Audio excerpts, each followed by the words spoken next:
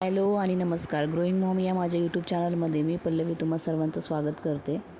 आता मी सध्या माहेरी आलेली आहे, तर तिथे जास्त काही ब्लॉग शूट केलेले नाही आहेत. तोडायला लावलं झाडाचं आणि त्याच्या पाकळ्या करतोय आता.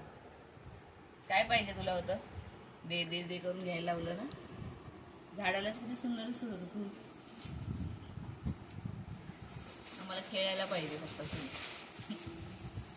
फिरायला कुठे चाललोय आपण? कुठे चाललोय आपण? चष्मा बनवायला, फिरायला फिरायला.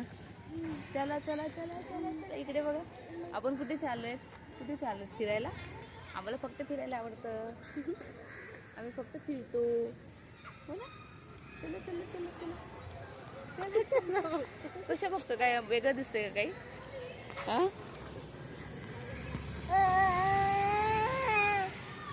लवकर निघत नव्हत्या या, लवकर खूप वेळ लावला ना तयारी करायला यांनी. रुद्र कधीचा रेडी होऊन बसलेला. चला चला. रुद्रला घेऊन आम्ही माझा चष्मा बनवायला टाकायला निघालो. रुद्रनेच त्या पहिल्या चष्म्याची फ्रेम तोडली होती, पण तो खूप जुना झालेला, त्याच्यामुळे आता चष्माच चेंज करायचा आहे. तर आम्ही जात होतो, तर शेजारचे काका आहेत ते भेटले, त्यांनी रुद्रला घेतलं. रुद्र थोड्या वेळ त्यांच्याकडे थांबला, पण नंतर रडायला लागला, म्हणून पुन्हा आम्ही त्याच्याकडून घेतलं. बाय. ये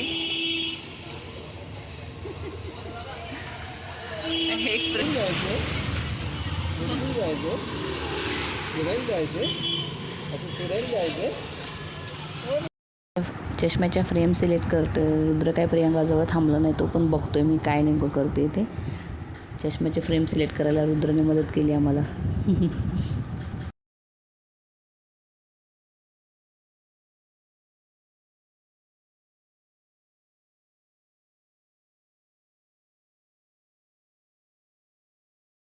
प्रियांका नंतर भेळ घ्यायला थांबली, तोपर्यंत आम्ही रुद्र आणि मी जो आहे, तर तिथे जवळच एक मारुतीचं मंदिर आहे. मी पूर्वी तिकडे जायचे, तर त्या मारुतीच्या मंदिरामध्ये आम्ही दर्शन घ्यायला आलो.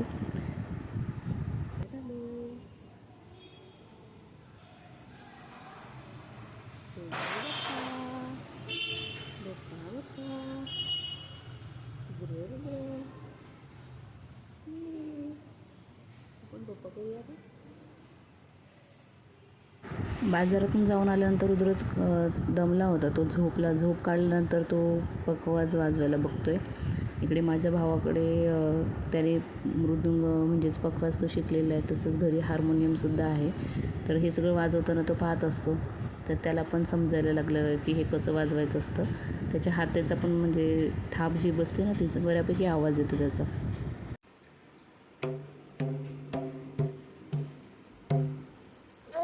जमतंय का? रुद्र तू काय करतोय रे? तुला येतोय पखवाज वाजवायला? तू शिकलायस का? पखवाज वाजवायला शिकलायस?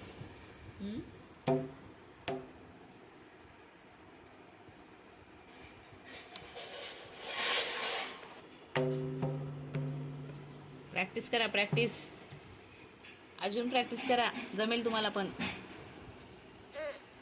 जमेल.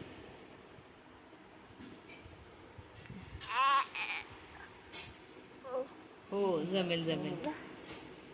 दुसऱ्या दिवशी दुपारनंतर रुद्र आजोबांसोबत बाहेर गेला आणि ते दोघं जण जाऊन पाणीपुरी घेऊन आलेत. रुद्र काही खात नाही, पण त्याच्या निमित्ताने आम्हालाच मिळते. बसलाय तो, काय करतात आजोबा त्याच्याकडे लक्ष चाललंय त्यांचं. पाणीपुरी खातो. काय खातो? रुद्रने आणलेल्या पाणीपुरीचा आजीने आणि मीच आनंद घेतला, कारण की बाबांचा जो आहे तो उपवास होता.